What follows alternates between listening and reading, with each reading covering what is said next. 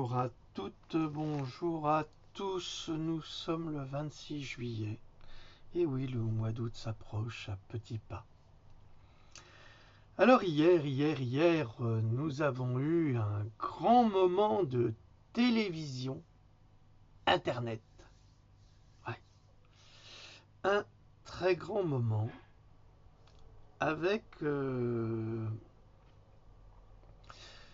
personne que je peux considérer comme une amie, depuis peu d'ailleurs. Mais j'apprécie sa franchise et surtout son courage admirable, même si je trouve que parfois elle fait un peu bulldozer, et, mais c'est nécessaire, ça, c'est nécessaire, surtout pour les croisades qu'elle mène et que nous menons de front. Et je parle de Madame Farina Belgoul, extrêmement courageuse, et qui, après l'article du Monde, a été, comment dirais-je, choqué à plus d'un titre, bouleversé, évidemment, quand Le Monde, qui auréolé de son intégrité morale, vous pointe du doigt en vous traitant de menteur, c'est déjà un grand honneur d'être nommé par Le Monde, mais en plus de faire l'objet d'une croisade indigne, ça peut l'être encore mieux, c'est encore plus même, pardon. Donc Farida m'a envoyé le document, puisque c'était prélevé de mon livre. J'en profite, hein. Hein, Giuseppe? Hein, tu te souviens de moi? Hein, c'est tiré de ce volume-là. Pandora, que vous trouverez exclusivement sur Amazon, bien sûr. Donc, dans ce livre, sur lequel j'ai travaillé de nombreuses années, j'avais répertorié tous les éléments biologiques qui se trouvaient et qui composaient un vaccin. Alors ça a changé maintenant. Pas complètement, mais ça a changé, en partie. En partie. Pourquoi ça a changé? Parce que les éléments biologiques utilisés dans les vaccins étaient vecteurs de maladies graves comme le cancer, la leucémie ou d'autres pathologies. Tout est dans le livre. Et donc Farida, en lisant mon livre, puisque nous avions fait une émission sur le sujet, sur Pandora, avait été estomaquée de voir qu'on utilisait de la gélatine de porc, des reins de singe. Alors on a utilisé des reins de singe verts, mais, ça ne se fait plus puisque les importations de singe verts ont été interdites par le FDA et le CDC il y a plusieurs années, mais ils les ont quand même importés en douce parce qu'ils avaient besoin de travailler sur ce singe qui était particulier et qui, et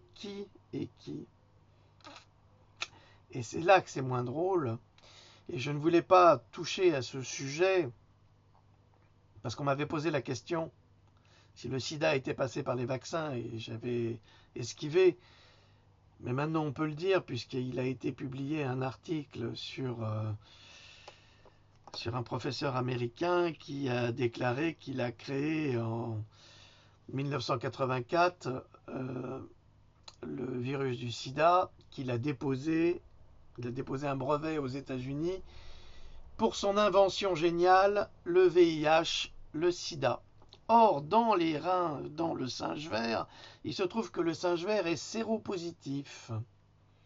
Mais il ne déclenche pas le sida, mais il est séropositif. Et donc, ils avaient besoin de ces reins-là pour cultiver leur culture de la mort et fabriquer ce vaccin qui est, comme dit le docteur Gallo, je vais vous retrouver la citation, a créé effectivement le virus du sida pour détruire l'espèce humaine. Ce qui correspond, voilà, j'ai créé le virus du sida en vue de dépopulation de l'humanité, signé le docteur Robert Gallo, qui est, je répondrai à une personne qui me l'a demandé, mais qui est toujours en liberté s'il n'est pas décédé. Je n'ai pas fait de recherche là-dessus pour l'instant. Bah, c'est une demande du gouvernement américain, il faut le savoir. Et si ce virus est si difficile à guérir, et je l'ai déjà noté, mais alors vous allez me prendre pour un fou, mais ce sont des documents qui ont été publiés par des experts, des militaires et autres. Il semblerait que le virus du sida ait été composé également à partir de sécrétions extraterrestres. Alors comme je vous l'ai déjà dit, les Chinois ont déclaré l'existence non seulement des UFO, des ovnis, mais des extraterrestres. Les Mexicains également, ils ont ouvert leurs archives concernant tous les grands peuples d'Amérique du Sud, les Mayas et les Aztèques, et les Mayas qui ont fait de l'Aztèque caché, soit dit en passant. Excusez-moi du mauvais jeu de mots. Mais il faut mettre un petit peu d'humour dans cette actualité relativement dramatique.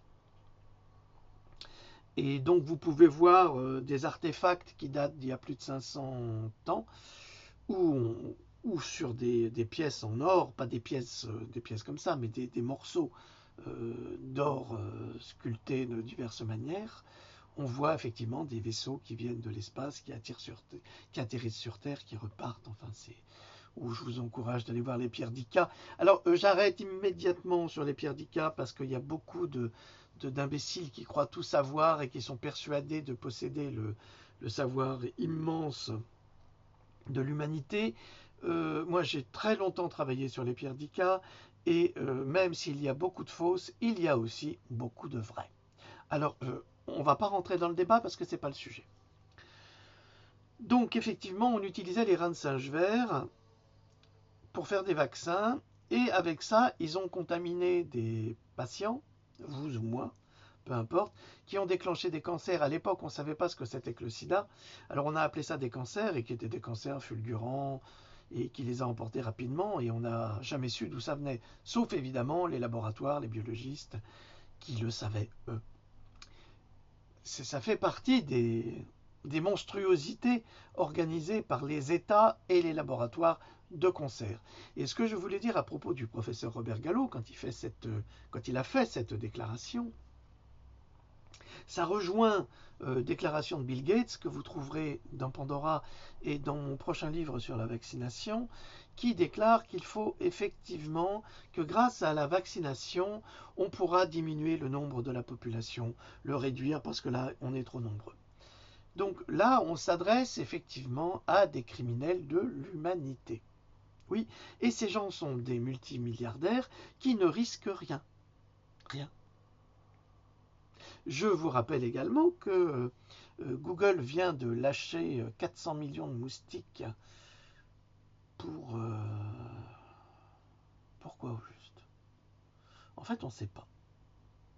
On ne sait pas, mais ça rejoint à nouveau les déclarations de Bill Gates qui disait qu'il travaille sur un projet de vaccination par les moustiques. Vous ne voulez pas être vacciné, c'est évident, vous ne voulez pas passer par les adjuvants, le mercure et l'aluminium, comme je vous comprends, le formol également, dont on ne parle pas assez, parce que le formol sert à embaumer les morts. Donc si vous croyez que c'est bon, si vous buvez une goutte de formol, vous en crevez pratiquement. Non mais on vous l'injecte, c'est pas grave, c'est pas important. Donc je vous signale que cet homme-là décide de vacciner les gens, d'accord, sans, je vous le dis, aluminium et mercure, formol et tous les adjuvants, mais en fait on ne sait pas vraiment, parce que ce sont des OGM, des virus OGM, dont on ne connaît rien, on n'a pas de retour là-dessus. Alors vous allez me dire, mais oui, bien sûr, ils font des retours. Alors, je vous renvoie à Pandora et à mon nouveau livre sur les vaccins qui va sortir là dans les prochains jours. Pour le garde d'asile, hop, on n'a pas le droit de le dire, on n'a pas le droit de faire de la publicité. Je ne fais pas de publicité, je signale un fait. Figurez-vous que normalement, un vaccin doit passer par 4 ans d'études, au minimum 4 ans. Alors je vous le donne en mille. Combien d'années d'études a-t-il suffi pour commercialiser le Gardasil, ou le Cervarix, ou tout type de vaccin censé protéger du papillomavirus et du cancer du col de l'utérus. Alors,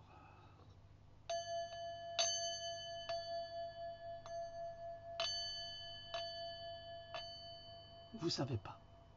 Bien sûr que vous ne savez pas, même les médecins ne le savent pas. Ben oui,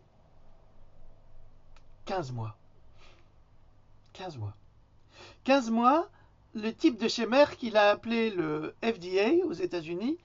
Salut, c'est moi, je suis Merck, tu me reconnais? Tu sais, on t'a glissé des petits chèques en douce. Eh ben, on a trouvé un super vaccin contre le papillomavirus et le cancer du col de l'utérus. C'est génial, ça marche super bien. Alors, ce serait bien de le valider. Mais vous n'avez pas passé les 4 ans. Non, mais c'est génial, c'est garanti, on n'a que des bons résultats, mais machin. Alors on ne comprend pas pourquoi Merck s'est dépêché de commercialiser ce vaccin, puisque il en commercialise déjà beaucoup. Et pourquoi le FDA a signé tout de suite? Mais je signe tout de suite. Ok, tu me dis qu'il est bon, alors il est bon. C'est comme ça que ça marche. Alors vous allez me demander, mais attendez, c'est pas possible. Il faut quand même qu'on fasse des essais, nous aussi. Alors quand vous demandez aux États, ils vous disent « Ah ben non, on ne va pas faire des essais, ils les ont faits. Comme ils les ont faits, on ne va pas investir et perdre de l'argent à faire des essais cliniques. » Alors on a validé ce vaccin en 15 mois à peine. Et ça a découlé à quoi? Ça a découlé à plein d'accidents vaccinaux qu'ils ne veulent pas reconnaître, que le gynécologue ne veut pas reconnaître, que la sécurité sociale en France ne veut pas reconnaître. Ah non, tout comme il a été très très difficile d'admettre les liens entre vaccination et autisme. Et il y a toute une campagne extraordinaire aux États-Unis et en France. Ça commence parce que nous sommes les enfants des États-Unis, où des gens disent « Ouais, c'est des conneries, les vaccins, ça donne pas l'autisme, c'est faux, il y a des preuves scientifiques. » Hop. Il n'y a aucune preuve scientifique que les vaccins ne donnent pas l'autisme ou ne provoqueraient pas l'autisme. Aucune preuve scientifique qu'ils ne le provoqueraient pas. Ça veut dire qu'on peut dire qu'effectivement les vaccins peuvent provoquer l'autisme. Mais ce n'est pas la seule pathologie, je vous assure. L'autisme, c'est... je ne sais pas si c'est mieux ou pire que de mourir. C'est vrai, je ne sais pas. Il faut choisir. Donc pour en revenir à notre amie Farida, nous avons parlé hier matin et je lui ai dit, mais pourquoi tu t'inquiètes?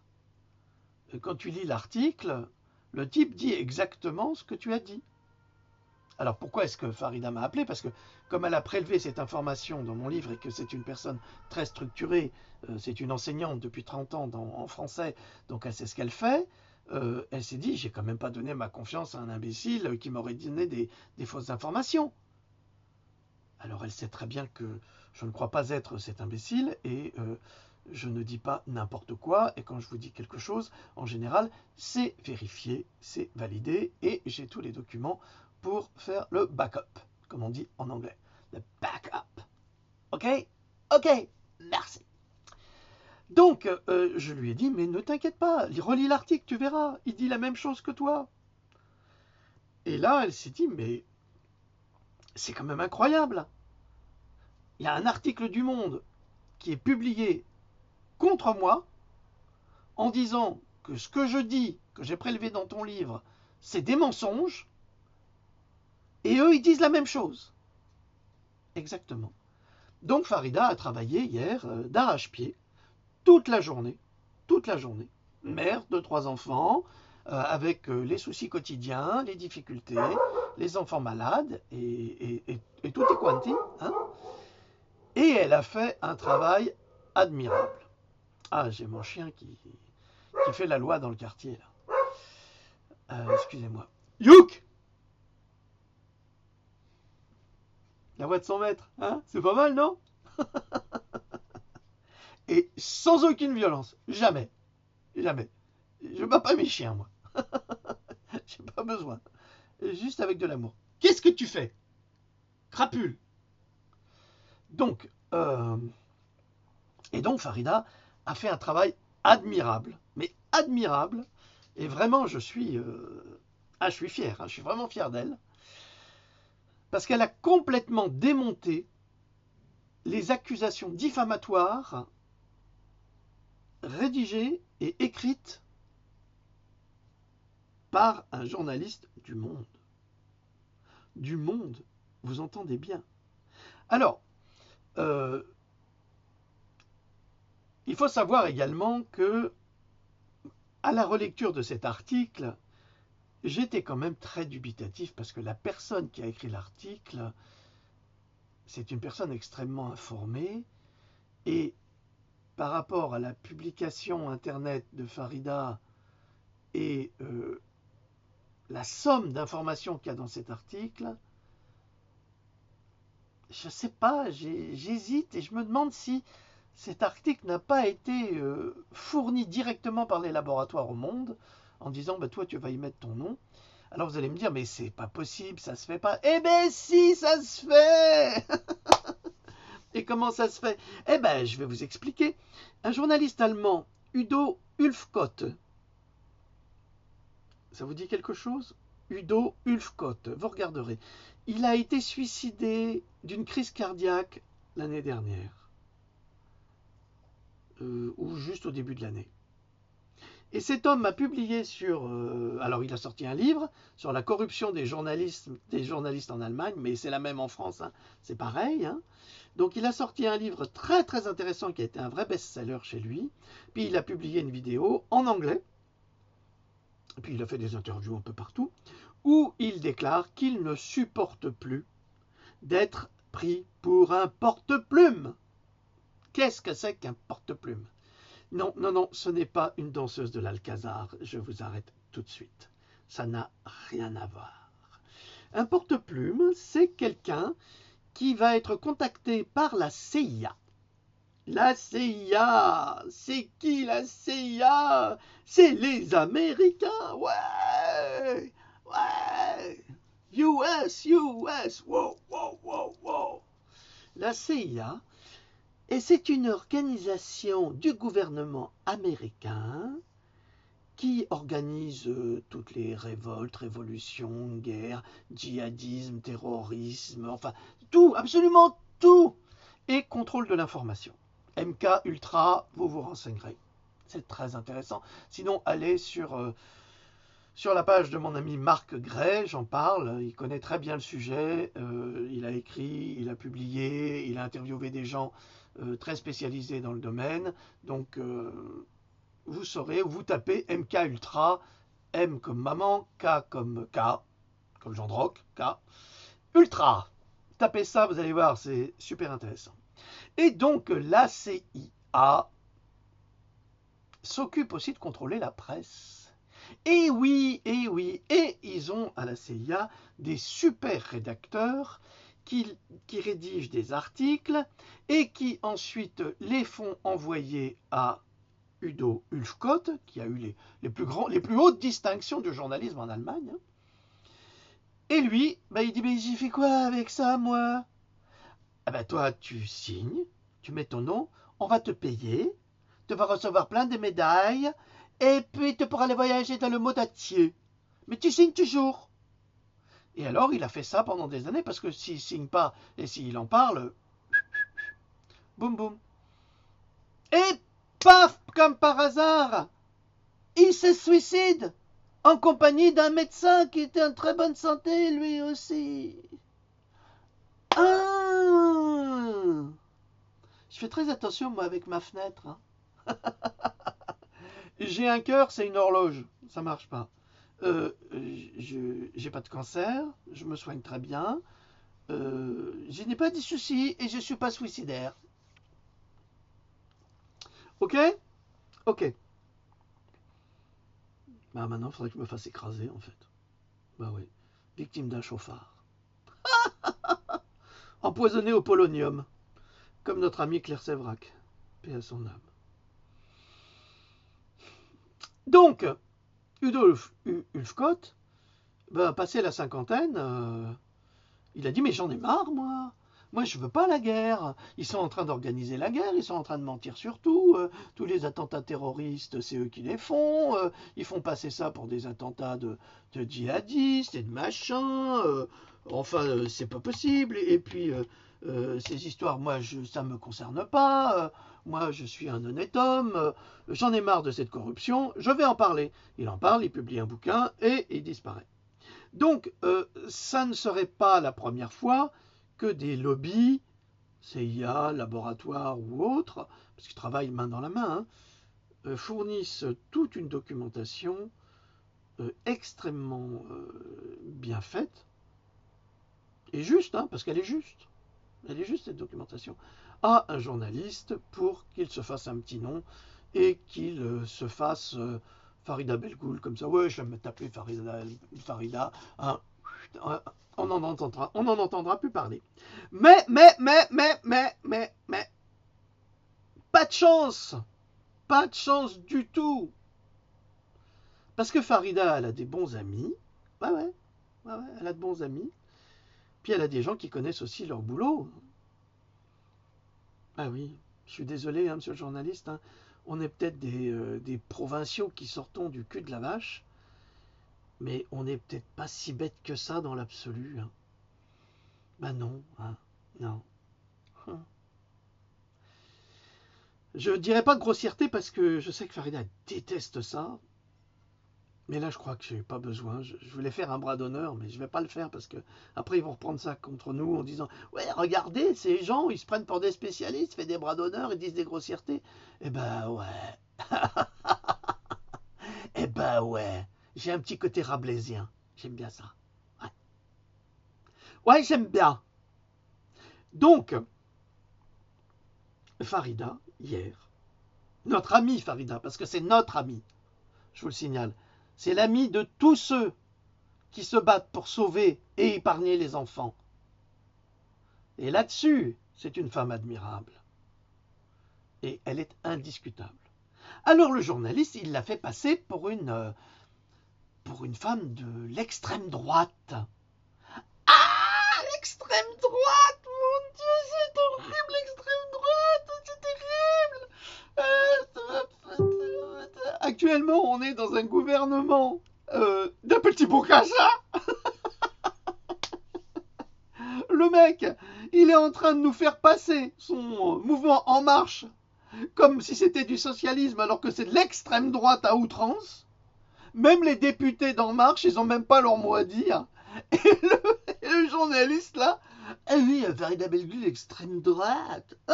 Au secours. Extrême droite. Ouais, extrême droite. Moi, je vais vous en montrer de l'extrême droite. J'ai publié là ce matin une vidéo d'un écrivain, musicien. Ouais. Et ça se passe en Ukraine aujourd'hui. L'extrême droite, c'est Poroshenko. Poroshenko avec ses néo-nazis.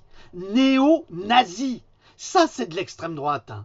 Et eux, ils sont en train de massacrer tous les gens comme nous, qui sont des porteurs de vérité. Et c'est ce que Macron, il est en train de préparer pour nous également, avec ses journalistes. C'est exactement ça qu'ils sont en train de préparer contre nous. Alors regardez cette vidéo sur ma page Facebook pour comprendre ce qui se passe en Ukraine, pour comprendre comment on a volé la démocratie aux Ukrainiens simplement pour s'opposer aux Russes. Et qui a été complice de ça? Qui? Monsieur Hollande. Mais oui, souvenez-vous, ils sont tous venus là, ces assassins. Quand ils ont défilé pour Charlie, ils ont fait croire qu'ils ont défilé pour Charlie, sauf que la presse allemande, elle a fait une photo de tous ces chefs d'État, là, tous ces tyrans, ces petits tyrans, à part quelques-uns, mais on avait des Africains, et on avait Poroshenko, qui est venu ici, à Paris, pour défiler pour la liberté d'expression. Oui, alors que lui, la liberté d'expression, il la règle par des tortures et des assassinats. Non mais vous vous rendez compte à qui nous avons affaire? Je continue. C'était la petite ouverture de sociologie historique. Alors, on a qualifié Farida Belgoul d'extrême droite. sous de faux prétextes parce que c'est très pratique et puis parce que dès qu'on met une étiquette extrême droite sur quelqu'un, ah oui, c'est de l'extrême droite. Les gens ne réfléchissent pas, ne cherchent pas à comprendre. C'est de l'extrême droite. Monsieur, ça ne m'intéresse pas, c'est de l'extrême droite. Ils vivent, ils vivent là, avec un petit bocassin qui est d'extrême droite, et, et ils accusent les porteurs de vérité d'être des extrêmes droitistes, genre Pinochet, genre néo-nazis. Quoiqu'en fait, les néo-nazis ne seraient pas d'extrême droite, ils seraient plutôt d'extrême gauche. Bah oui, parce que Hitler, il était national-socialiste, hein, comme Hollande. Hein. Et rappelez-vous que le papa de Hollande, il était sur une liste du Front National quand même. Hein. Pour un socialiste, il l'a fait belle. Hein. Et Mitterrand, j'en parle pas, il était dans le gouvernement Pétain. Donc, ça suffit, tais-toi, c'est trop, je peux plus. Et donc, on revient à Farida et au journal Le Monde. Le journal Le Monde, qui fait des gros titres infamants, et puis après, quand vous lisez l'article, mais dans les détails, hein, j'entends bien, eh ben vous vous rendez compte que tout ce qu'a dit Farida, ou tout ce que moi j'ai dit, puisqu'elle a repris de mon livre, et elle l'a nommé, elle a nommé la page, le chapitre, elle a tout dit, eh ben non seulement était vérifié, mais pratiquement amplifié. Donc nous avons assisté hier à la démonstration parfaite que le journal Le Monde ne travaille pas pour l'intérêt commun, comme devrait le faire tout journaliste. D'ailleurs, j'encourage ce journaliste à démissionner. Et je crois que mon chien est d'accord. Bon, Youk, je travaille. Ils s'en foutent.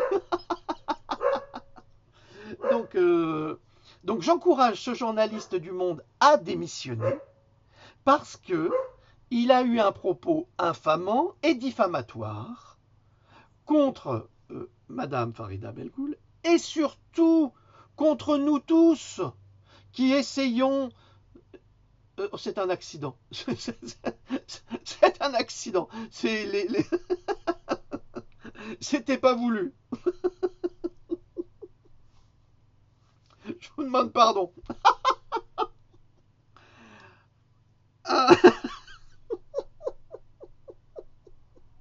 Je n'ai pas fait exprès. J'encourage ce monsieur à remettre sa démission au journal Le Monde pour les propos infamants qu'il a tenus et à dessein pour détruire la réputation d'une femme honnête. Et en même temps, je le félicite. Je t'embrasse. Je t'embrasse, journaliste. Je ne donnerai pas ton nom. Tu ne mérites pas d'être nommé. Je t'embrasse parce que tu viens de prouver que le journal Le Monde travaille pour le lobby pharmaceutique. Le journal Le Monde appartient, Farida l'a très bien dit, à Pierre Berger et à Xavier Niel qui possèdent Free, donc, et qui finance, qui a financé allègrement Petit Bocassa, qui lui a fait des cadeaux somptueux en avantages fiscaux, mais pas qu'à lui, hein, à Patrick Drahi, à tout le monde. Hein. Ça, il a donné l'argent du peuple. Hein. Alors là, il a donné l'argent du peuple. Mais alors, pour retirer 5 euros de l'assiette des pauvres, alors ça, il le fait immédiatement. Ah oui, il le fait immédiatement, ça. Ça, c'est pas grave, on donne aux riches, et puis on va prendre chez les pauvres, et on va faire des économies. Alors, parlons d'économie, je voudrais simplement dire que, tu sais, Petit Bocassa, si tu travaillais correctement, hein, tu pourrais supprimer la fraude fiscale, mais tu ne peux pas, tu es banquier, toi tu sais très bien comment ça fonctionne. C'est ça le problème. Je sais pas, vous, amis français, combien de temps vous allez tenir. Mais... faut se réveiller. Hein, réveillez. Et puis vous le prenez, copie dans le cul. Et... Donc, le travail remarquable de Farida hier a marqué, mais vraiment, l'histoire du journalisme. Parce que cela nous prouve que nous ne pouvons absolument pas faire confiance au journal Le Monde. Je suis désolé. Il y a des intérêts, des trafics d'influence qui viennent d'être révélés Parce que ces journalistes, ou ces imbéciles, parce qu'il n'y a pas d'autre mot, ont cru qu'ils pouvaient rabaisser le caquet de ces petits minables que nous sommes, parce que nous ne travaillons pas pour nous enrichir comme eux, nous travaillons pour le bien commun. C'est ça la différence. Parce que nous avons une âme, et notre âme, c'est de défendre les enfants qui arrivent. Car les enfants sont sacrés, les enfants sont notre avenir. Sauf que eux et les gens qu'ils défendent veulent détruire l'enfance. Ben oui, bien sûr, bien entendu. Je vous l'ai dit hier, je vous l'ai dit, on va administrer ce vaccin contre le papillomavirus et le soi-disant cancer du col de l'utérus à des jeunes femmes au Sénégal gratuitement. Mais à votre avis, pourquoi ? Parce que dedans, il y a des agents stérilisants. Tais-toi. Mais ça a déjà été publié. J'ai déjà publié ça dans Pandora. C'est pas nouveau, on le découvre tous les jours. Tous les jours. Dans les vaccins en Afrique, il y a des vaccins, il y a des produits stérilisants, bien sûr. C'est évident. C'est évident. Donc voilà, la presse ne fait plus son travail, ce qui fait que nous devons le faire à sa place. Et quand nous le faisons à sa place, nous sommes incendiés. Nous sommes traités de complotistes. C'est ça, c'est extraordinaire ça. Mais cette histoire de complotisme, ça ne marche plus. Parce que hier, Farida a marqué le pas. Elle a montré que le vrai véritable complotiste, c'est le journal Le Monde.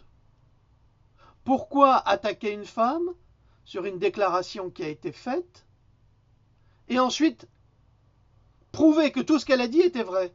À quoi ça rime? C'est de la divulgation de fausses informations. En attaquant Farida, bien sûr.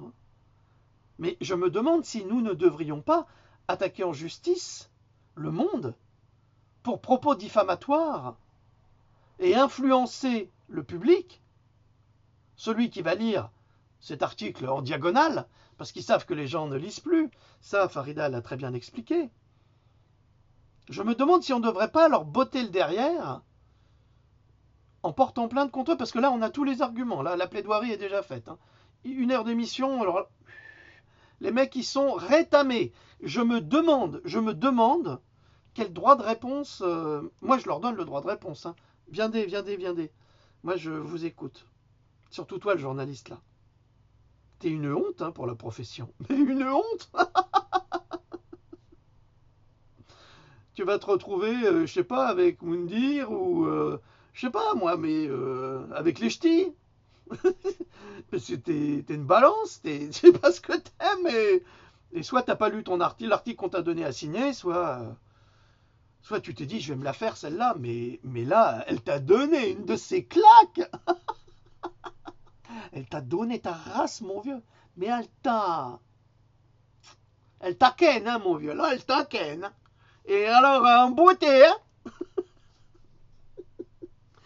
il faut délirer un peu parce que c'est pas possible. Et puis vous savez, j'ai trop d'humour pour rester trop longtemps sérieux. C'est pas possible. Faut rigoler. Il faut rire. Il faut savoir que c'est très important le rire. Vous savez que c'est même une thérapie dans certains cancers.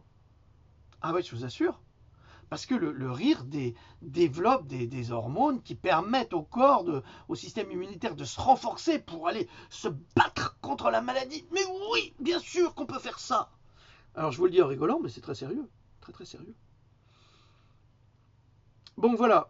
Alors je vous en prie, écoutez, mais écoutez avec beaucoup d'attention la vidéo de Farida, parce que ça vaut le coup. Parce que pour une fois qu'une personne diffamée arrive à retourner la situation rien qu'avec les arguments de la personne qui diffame, ça c'est... Là, Farida, chapeau bas, je t'adore. Là, c'était... D'ailleurs, je te l'ai dit, je t'ai envoyé SMS, je t'ai téléphoné, je t'ai dit... Elle répond pas, là, elle doit être sur un nuage. Mais elle a raison. Elle a raison d'être sur son nuage. Parce que ce qu'elle a fait hier, c'était admirable. Admirable. Parce qu'elle a vraiment prouvé hier que la presse est une presse de vendus. Eh ben oui, eh ben oui. Vous n'y croyez pas, ben maintenant vous avez une preuve. Et là, il y a encore un rempart du complotisme qui... Ah bon. Alors peut-être que vous allez finir par nous croire, peut-être. Allez, sur ce, je vous laisse méditer. Regardez la vidéo de Farida. Allez sur ma page Facebook, hein, évidemment. Elle est aussi sur sa page, sur sa chaîne YouTube, bien sûr. Elle va la mettre sans doute sur sa page Facebook également. Diffusez, diffusez, diffusez pour montrer à quel point la presse, donc le journal Le Monde, s'est conduit de la manière la plus infâme, la plus odieuse, la plus insupportable concernant une personne qui veut révéler la vérité sur les vaccins. C'est tout. Mais c'est énorme. C'est énorme. C'est énorme. Salade de fruits. Hein. C'est énorme. Allez.